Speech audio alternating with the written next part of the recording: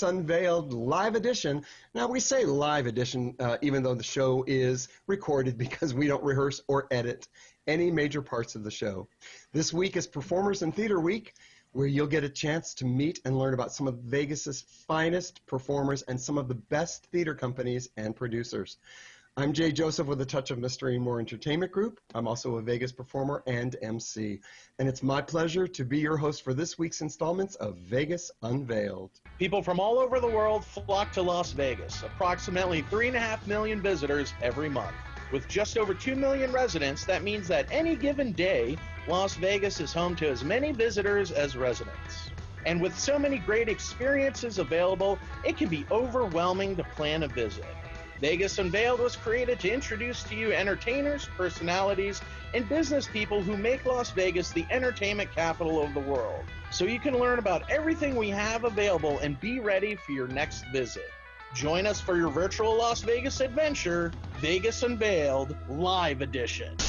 Welcome to Vegas Unveiled, everyone. As I mentioned, I'm Jay Joseph with a touch of Mystery and More Entertainment Group, and I'm your host for this week. Now, before we get to the fun, here's a little bit more about me.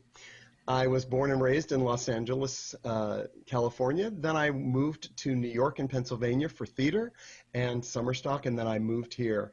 Now, a little fun fact that some of you may not know about me. I don't even remember it myself, but my mom tells the story all the time. My very first time that I performed was in Santa Monica at POP, which is Pacific Ocean Park. My mom went into a store. She came out because she couldn't find me, and there I was, dancing the flamenco. My first paid gig, I made $13. I'm having a blast here with everyone hosting this week's shows, and especially because I'm here with a really good friend of mine, and she is my co-host and fellow performer, Karen Michaels. Hi, Karen. Hi, Jay. I am so excited for this next segment. Are you ready? Very much. I sure am. You know, and today we're going to be talking to several of Las Vegas community theaters and producers. But before we get started, we want to send a big welcome out to our audience around the country. Today we're giving a big shout out to the YTA viewers watching on Ballard Rural Telephone Cooperative in Ballard County, Kentucky. It's home of the basketball great Kenny Rollins, who won an NCAA championship, an Olympic gold medal in 1948, and then went on to play for the Boston Celtics. Glad to have you folks on with us tonight. So glad to have you here. And in case you didn't already know, you can follow us on social media at Vegas Unveiled TV. That's at Vegas Unveiled TV. And you can watch for casting notices. You can even be a part of our virtual studio audience for a future episode. Well, it's time for us to meet our first guest, Rebecca Sass from Super Summer Theater. Hey, Sassy, how you doing? Hey. I'm great. Thank you for having me. Hey, Sass, you know, everyone knows you as Sass, so I'm not going to call you Rebecca. That's fine. Or even, Perfect. just, you know, I call you Sassy Pants, but that's just because I can get away with it. But I met you actually out at Super Summer Theater in the Meadow at the outdoor theater. But, you know, when I first moved here, I didn't know anything about Super Summer Theater, and I know there are a lot of our viewers today that may not know the history of Super Summer Theater. Can you share a little bit with us about that? Yeah, so I've been working with the company now. I am their administrator, so I run the offices and the ticketing and things like that. The theater has been around for 45 years. The group that's been doing it has been around for 45 years. It's comprised of an entirely volunteer board. And so they've been putting on shows out at Spring Mountain Ranch for the last 45 years. This was supposed to be our big 45th. But we have since pushed it, you know, so it's like 45.5 next year. Right. But during the months of May through September, they put on big Broadway-style shows out at Spring Mountain Ranch. So you could go out, you could picnic, you could hang out in the meadow and bring your family, and then you can enjoy some wonderful food, some food trucks or whatever, and then see a wonderful production, like a big Broadway-style production. That people have, at our local talent have put a lot of heart and love into. And then in the last couple of years, we've actually branched and started doing the In-City series, which we've called the SS Studio, because it's funny. And so instead of doing the large, big blockbuster productions, we're able to do some of the smaller ones in a more intimate kind of thrust-style stage space, more black box style. With the same quality, same wonderful effects and same technology that we have at the ranch, but in our studio spaces here in town. I would love to hear more about your new addition, which was just a few years ago, the SST, the Super Summer Theater Studios for the Performing Arts. Tell us more about that. That sounds like a very interesting space. Because originally it was the rehearsal space when we would come in and do shows. And actually the studio space that we're doing shows in now was where we would move to, because everything would be laid out on the ground as far as where the numbers were. It was the same length of the stage out at the ranch, right? It is. And so we just decided that it's not utilized for half the year. As you know, once we send that last show out to the ranch for September, which would, is usually end of August when we send it out. So from August until literally February or March, the studios are just an empty space. I mean, we do bring people in, we do let people use the studios and whatever else. We have wonderful dance floors and mirrors and things like that. And we have a great shop. But we have this great space and all this wonderful lighting technology and sound equipment. So we decided, why not do some smaller things like in an indoor space that we have? So we usually seat around 80 seats. We don't know if that's what it's going to be anytime soon. No. But but last year we did host around 80 to 90 seats per show, and it was all very well received. So we sold out, I'd say, a good 3/4 or half the season. I was a little tentative. The last show that I got to do in the space for myself was I was working with Hindsight Entertainment, and we did First Date. And it's a little tongue-in-cheek. It is a tale of modern dating. It is, at parts a little risque, which is not normally what Super Summer does.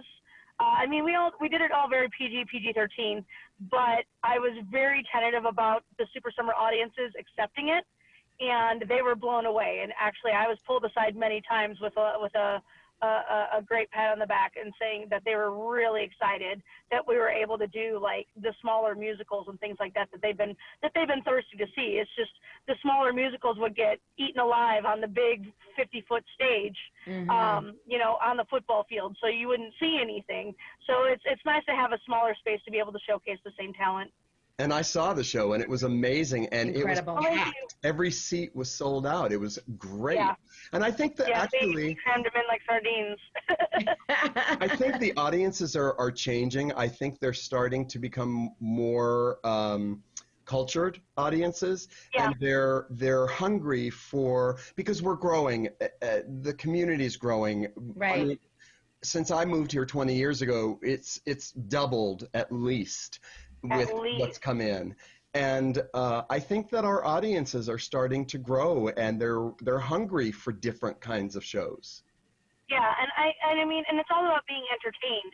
So if you put on a really great show that is just making people laugh or making people like think or enjoy themselves, then you're already doing a lot of the work that they're coming to see you for, and so it becomes word of mouth is obviously always going to be your best advertiser, just because not everybody's social media active and not everybody checks their emails every day for blasts or is on the email list to get the blast. So, so it's always good to have an outlet that you can get your name out there and that people can recognize you. True. Yeah, I know that COVID has just done a number on everybody. I know Karen wanted to ask a question because the whole 2020 season was shelved. But go ahead, Karen. Well, what are we looking forward to since we had to shelve that whole season? What is the plan? What can we look forward to in 2021? So we're still on hold to see whether or not we're going to do this studio series this year because we don't know what's going on with the fall and the winter yet. But what I can say is that our current plan right now is that all the shows that we were going to do in 2020, we are going to do in 2021. So we are going, first things first, we're going to have what we're going to call SST Live on September 13th. So it'll be kind of like our little abridged 45th year anniversary. Satomi Hoffman, who's on Broadway right now, is doing a little showcase for us. And we're going to kind of do a couple of things from what is going to now be 2021. And we're going to also present a couple fun shows and clips from shows that we've done in the past. So over the 45 years. So that'll be on September 13th. And Fantastic. then 2021 will now be, we'll have our great opening gala, hopefully.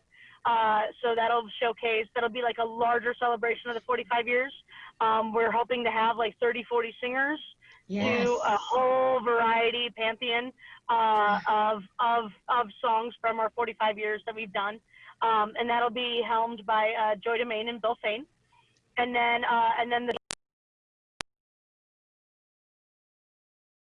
we're going to do Mary Poppins. Yes. We're going to do Sister Act, and then we're going to finish with Matilda.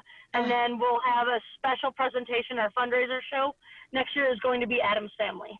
Oh, how fun. Wow. Yeah. Incredible. That's yeah. great. So Now, I know you've been with the theater how many years now?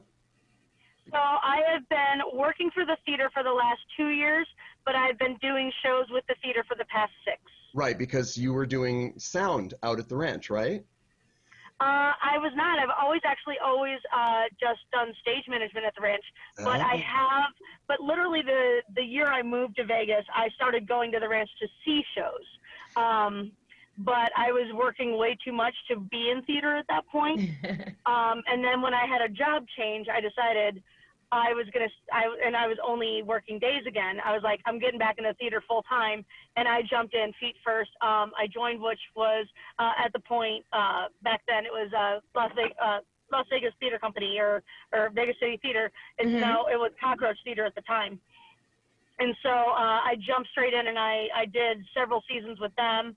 And then from there, I jumped into doing M&M American Dance Theater and touring with them and helping them out.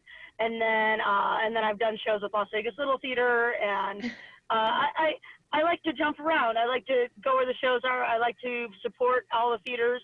And I like to just create shows and take it all the way from pen and paper all the way straight to what you get to see on stage. We need to take a short break. Don't go anywhere. When we return, we're going to talk with our second guest of the night, the amazing Bill Fain. So don't go away. We'll be right back.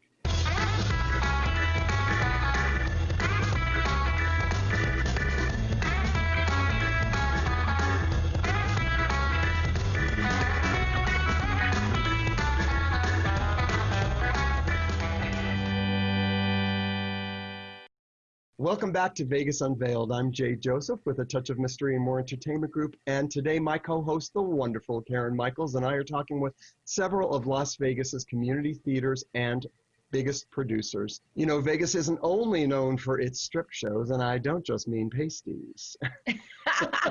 Although there were definitely plenty of those back in the day, weren't there? But people actually, they really don't realize what we have here. But luckily, we are here to help allay that misinformation.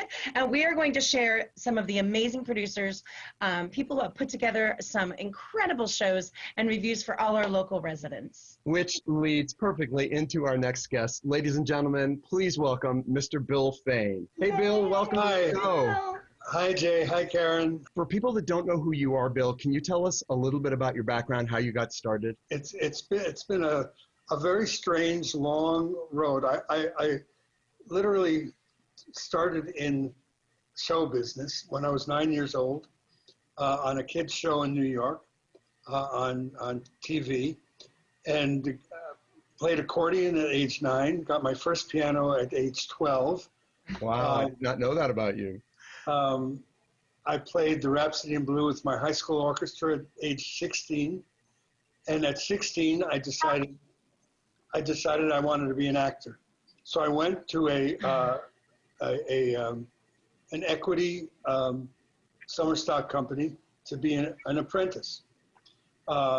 16 years old, I wanted to learn to sing, dance, and act, and they found out the first show that summer was Carnival, and they needed an accordion player in the pit. And I said, I play accordion.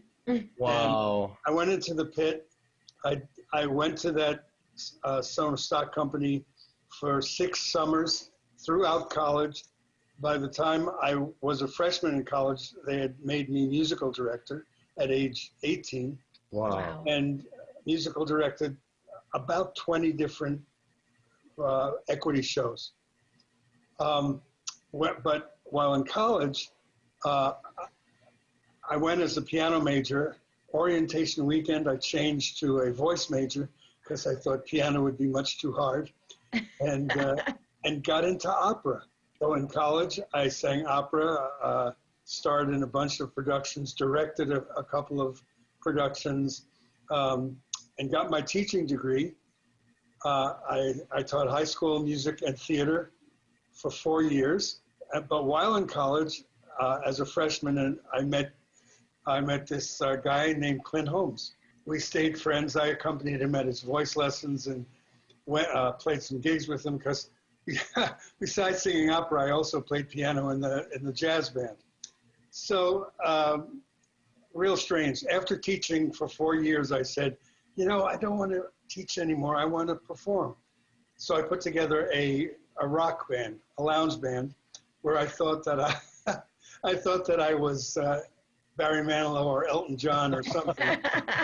And I actually did that for 7 years, traveling all over the country and even into Europe. And one night in 1977, my band was playing at the Atlanta Hyatt, and in walks Clint Holmes. I hadn't seen him in years. Oh my gosh. His band was opening the next night after we closed. And he said, you ever think about being my musical director and giving up your band? And I said, after 6-7 years on the road, that sounds beautiful. Wow. So we started working together in 1977 and did so for 33 years. Oh my What God. an incredible story, Bill. That is amazing. That's the first time I saw you was when you and Clint were performing. And it was spectacular. Truly, Dennis and I could not we couldn't get enough. We walked outside the showroom and we bought tickets for the next night. Wow. I'm just saying. Well, I mean, it was incredible. Those are great years. And like I say, we worked together for 33 years. But when we got here, all of a sudden I hadn't sung any opera, anything classical for at least over 20 years. And one night at the Bootlegger, I was singing some opera thing, and the manager came up to me. Meanwhile, Mark Giovi and Bobby Black had sung there as well. And she said, why don't you put together a group called the Three Tenors? And I said, well, the Three Tenors are already taken by 3 other guys. So why don't I call them the Las Vegas Tenors? And so that got me back to singing again. And then in 2010, Bobby left the group, took the name with him, and Voices 3 was created with Teddy Davey and Chris Coyne and myself. Chris Coyne. Yes, I remember. So that was an interesting transition. But also in 2009, I had a serious operation and decided I didn't want to travel that much anymore. So I talked with Clint and I said, we were actually in North Carolina doing the show that we wrote, that we had hoped would go to Broadway. And we were really headed to Broadway until our producer died. So I said to Clint, you know what, I want to stay in Vegas. My son's here, my family's here, my grandkids are here. So I just want to stay in Vegas and go back to doing my first love, which is musical theater. So that's basically what I've been doing for the last 10 years. As much musical theater, cabaret, producing shows, mostly based on theater. And that's my story, and I'm sticking to it. And that's how I met you as well. What an amazing, amazing history you have. We met over at Suncoast, doing shows at Suncoast in Samstown, I believe. Yep. You were our musical director, and then it was just like a door opened, and you invited us to do shows, like concert-style shows of Company, which we just did the reunion of that show such an amazing experience. Sondheim, you know, I've been so lucky to do so many Sondheim shows, and you love Sondheim, which is so awesome. You even met Sondheim. You met him on his, what is it, his 80th birthday? Incredible. Was it 80 or 85? 80, I think around his 85th birthday. Oh my gosh.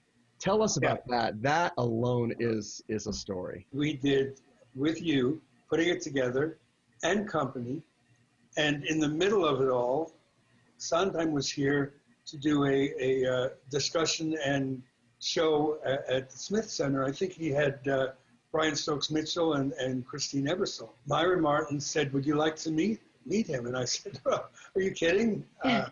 He's my hero." So he set it up that Sondheim would only meet people before the show. Maybe the most brazen thing I've ever done. I walked up to him and I just started a conversation. I told him that we had just done company and we were putting it together. And he said to me, "You mean there are people with that much talent that could do those shows here in Vegas?" And I said, "You would be amazed at the talent." And I told him, and I've told so many people, I've lived in New York and LA my entire life and career, but the entertainment community here is the best that I've ever been in. If there's an audition, everybody's out. Everyone else, you know, and that's something that I've found, you know, in New York, which has always been cutthroat. You know, people would rather not tell you if there was something coming up. Anyway, I was talking to, I call him Steve because he's not here. That's awesome. We're like this. We're just right. Talking to Mr. Sondheim, we talked about a couple of his most iconic tunes. He gave me some thoughts and some inspiration. So, Bill, you've been through so much growth in just your entire career, and you've seen a lot of cycles. With everything we're dealing with now with COVID and this pandemic, what do you see as the future for entertainment in Las Vegas? How long do you think it's going to take for us to bounce back? Everyone, including myself, has always said that Vegas always seems to run in cycles. When Clint and I came here in 1999, there were no solo singing acts in town. Clint may be responsible for bringing some of that back, because after we opened, Gladys Knight opened, Sheena Easton opened. That's right. I remember that. Tony Braxton opened. Celine Dion came to town, and all of a sudden it was not a town solely of production shows, but it was solo singers. That again changed. To answer your question, if there is an answer, my hope is that maybe not all the big casinos, hopefully yes, maybe they'll realize the value of local performers again. Yes. Oh, wow. I love that. In fact, I would love to ask you, Bill, what advice would you give to anyone wanting to start out in the business, and especially to be an entertainer in Las Vegas? What's your advice for that? Don't look at Las Vegas like a cliche. Las Vegas also has a connotation of not being as good as New York or LA or Nashville or some of the other music capitals. So I would say, one, don't be a cliche. I'll probably get some flack for this. Don't copy other singers. Don't be a tribute artist. Don't be a tribute artist. Be your own artist. Be your own singer. Walk your own path. When I work with young kids, which I do all the time, you know, who learn things by singing with tracks and singing them trying to sing them exactly like Beyonce. Right. Find your own way. Find your own way of lyricizing a song. To communicate. Learn to communicate. And the most important thing is study. Do your homework. Watch everything, see everything that you can, and learn from it. I mean, I'm 73 years old, and I'm learning new things every day. Like like Sue. Aren't we all? Aren't we Bill, all? you're incredible. That's astounding advice. That's Bill, beautiful. thank you so much for joining us today. Hang tight, everyone. We're just going to take a quick break while we go and catch our breath and get some more snacks for the next segment, because when we return, we're going to be bringing on two people from Las Vegas Little Theater. This is such a great episode today because we've got incredible, amazing, Super Summer Theater, Bill Fain, one of the biggest producers in town, and now we're going to come in with Las Vegas Little Theater, and we're going to talk with Walter and Gillen from Las Vegas Little Theater. So stay tuned. We'll be right back.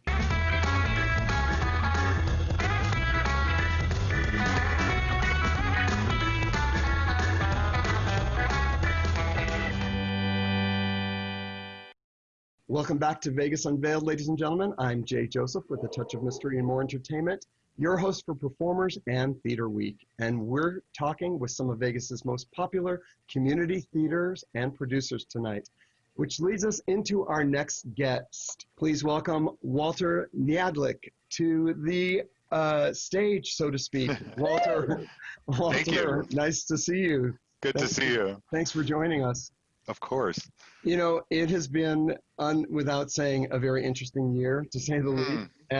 But, you have not let that stop anything over at Las Vegas Little Theater from bringing entertainment options to all of the subscribers and followers. And can you tell us a little bit about what you've been bringing to the audiences right now? Well, unfortunately, like most entertainment venues, we're unable to have in-person performances. So we're going with the streaming route. We started off with a bunch of original monologues called the Quarantine Monologues, themed around COVID-19, of course. And that was a success, and it gave everybody an outlet, authors, directors, writers, a chance to actually do something in the middle of the lockdown. So we did that. We had a great time with a murder mystery, working with you, Jay, which is a lot of fun for us and for our patrons. We had a great time with that. And now we've got the Rogues Gallery, which is another collection of kind of odd monologues and weird characters. That's actually by John Patrick Shanley, who wrote Doubt and Moonstruck, if you may be familiar. Wow. That's so that very New York kind of big, broad characters. And that's running, coming up next weekend, is going to be streaming. And then we've got more streaming coming in September. We have our new works, which will be streaming, and then we've got a few more shows lined up. One about Irma Bombeck and the life of that famous humorist and columnist. Love her. So yeah, we're trying to keep busy until we can open back up again and invite folks back in the theater. And hopefully that's going to be sooner rather than later. We hope. Right, fingers crossed. Karen had a really good question, so I'm going to hand it over to Karen. Thanks. Right now. Thank you, Jay. Walter, I'd love to know how you became involved with the Las Vegas Little Theater, and how did you connect and get all that together? I'd love to hear that story. Sure. Actually, I moved here from San Francisco, originally from Massachusetts, and I actually was pursuing a career in theater as an actor and a director, and then over time just was doing it in addition to a full-time job. I had a small company in San Francisco. Then I moved here, got involved with Las Vegas Little Theater, which has already been established for boy, I think it was 25 years when I started. Wow. And just kept showing up, and they didn't tell me to leave. And so, I just eventually started running the place, and I've been there over 20 years now. Oh my gosh. It's been fantastic. Fun. I love every minute of it. Lucky them. When you first came, did they have the black box then? No, it was a much smaller space. Actually, we seated about the same number. Okay. But it was only one space, and it was really tiny. There were two restrooms, one person each in each side. And I remember the actors would have to run off stage at intermission to be able to use the restroom before the audience flooded out there. It was really tiny. And then we moved down the street to our bigger space where we are now, where we have the main stage and the black box, and we also have our studio theater that we do for smaller kind of showcase things and a lot of rehearsals. Yeah. Now, what's the difference in the type of shows that are playing on main stage as opposed to black box? Our main stage is more appeals to a wider audience. We tend to do things just off Broadway, or Neil Simon always has a home on our main stage, or has.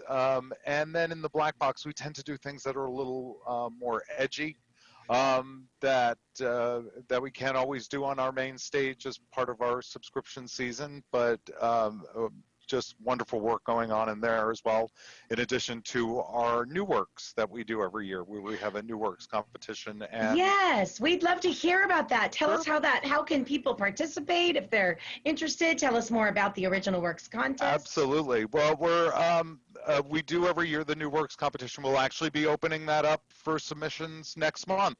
In September to December, we just accept submissions. I think people can do 2 each. The winner gets full production in our black box theater. So we do ask folks to keep that in mind when they're submitting, that, you know, we don't really have room for chandeliers falling or helicopters landing, but if you can do it creatively within that small room, we might consider it. Yeah, we get upwards of 200 to 300 submissions every year, and we have a small committee that reads each and every one of them and decides, and then we usually announce the winner by February, March, and then the show goes up normally in April or May, but unfortunately this one got put on hold for a couple months, but the author was nice enough to allow us to stream this one. So we're going to do it in September. They're actually just started rehearsals for it about a week or so ago. That's awesome. So you're involved in picking the seasons every year. What goes into that, and what determines if you're going to bring a show back from previous seasons? Try not to repeat too much, although we did make a very conscious effort to do that in our 40th season, to bring back some of the favorites from over 40 years. And being around for 40 years, some of our patrons who are maybe a little newer with us didn't get a chance to see it the first time around when a show might have been done 20 years ago. Right. So we looked at that, ones that were popular, ones that might still be relevant today or found new relevance today. And also directors that we've worked with in the past, we certainly take submissions for them. We want to try to match up directors with shows that they have a passion for, so they bring that kind of extra level of commitment to it. And we look for things that we think would be interesting, challenging, entertaining, provocative to the community, and maybe even comment on some of the things going on in the world today to help them make sense of it. Things like the quarantine monologues, where we can give voice to some of those feelings that people might be having. Do you change your marketing to try to attract a different audience? What are you doing about all of that? No, we're trying to figure it out. Right? Yeah, Aren't we all? It's a different world, as we know, and we're trying to still appeal to the audience that wants to see that live performance and have that theater experience. And we do have a lot of senior patrons that sometimes might be a little intimidated by the live streaming. So we've got a great platform we work on, and we've tried to put some instructional videos out there to show folks it's really simple as just a couple of clicks on your laptop, and or you can scan a barcode on your iPad or what have you and get online. So, but we thought we might do better because we could reach a broader audience. Sure. Not being confined to just the people locally who we love and love to have them in the building and see the shows. But with streaming and the internet, we thought, folks who have friends back east who can't see a show. So we've been really relying on social media a lot to get the word out there. Local media has been really great as well. We've gotten some nice coverage on the local news and local papers, so we just rely on the kindness of the community, as it were, to help us get the word out. And it seems that we came to town about the same time ago, because I've been here 20 years as well in July. Oh, wow. One of the things that I noticed about Las Vegas Little Theater and why I started going there was I love British farce. And Las Vegas Little Theater is the place that I've gone to see so much of it. I want to thank Las Vegas Little Theater for doing some material that is not normally done or not on a large scale. But I believe that the older audiences, our senior audiences, really enjoy and get the British farce and enjoy it very much. So I want to thank Las Vegas Little Theater and you for continuing that tradition very much. Funny, the first show I did at LVLT was a British farce. It wasn't, it was Run for Your Wife. That was it. I started off, I had a one-line role and ended up as assistant director, and I had a really great part. Wow. So I know what I just said was what I felt that Las Vegas Little Theater brought to the table, but what do you feel is the biggest impact that LVLT has brought to our community? A sense of community. I know when I first came to town, I really didn't know anyone. And I would say 98% of the people I know in town now are somehow related through my participation in Las Vegas Little Theater. Not only the folks that volunteer there and act and direct and work behind the scenes, but our patrons. I mean, just to watch them when they're there in the audience and friends meeting up, they go out to dinner, they come and enjoy the show, they discuss it at intermission. It just, it's really nice to see that real sense of community, and I've missed it over the months we've been closed, and look forward to when we get that back again. What do you think is the future, Walter, of the Las Vegas Little Theater? What do you think? Well, hopefully opening back up soon. Amen. Amen. And, yeah, we keep trying. We're ready to go. We've got shows locked and loaded and ready for an audience when. I know we're in the middle of rehearsals right now for putting it together, and we've been not only us. I mean, Brighton Beach Memoirs. Tell us about the season that will eventually be coming, but. What do we have to look forward to? Well, as soon as we open, the first show we have ready to go is Brighton Beach Memoirs. That was due to open just prior to the shutdown, and the set's there. It's a beautiful multi-level set they've done an amazing job with. The cast is rehearsed and ready to go. So we'll definitely be opening with that. We have Glenn Ross waiting in the wings, ready to go as well. We are so ready. We're so ready to go. Our Black Box show that looks like it's going to actually make the leap to the main stage, since our Black Box is a little probably too small to open initially, when we can have folks back into the building. And then now we're just trying to make some decisions on, we have more shows than we have spots for right now. Ideally by January we're back in business. Not to quote a song title from Putting It Together, but Putting It Together would be opening up that would be awesome for us in January, ideally. It's been a really a great pleasure to have all to learn about your history and learn about the history of Las Vegas Little Theater, especially for those that don't know too much about it, and now you do. And if anyone wanted to check out Las Vegas Little Theater on the web, where would they go? lvlt.org. lvlt.org, and we have all the information there. Well, folks, it's time for another commercial break, but don't go away, because when we come back, we are going to do our trivia. So this is going to involve everybody. We're going to bring Sass back, Bill Fain, and Walter. And here's your first question, guys. Don't answer it yet, but here's the question.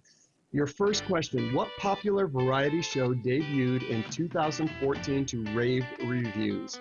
It was set in the mansion of an eccentric family, but closed after only 1 year due to business conflicts. Was it 1, Crazy Girls, 2, RUN, or 3, Vegas Nocturne? We will find out the answer to that question when we come back.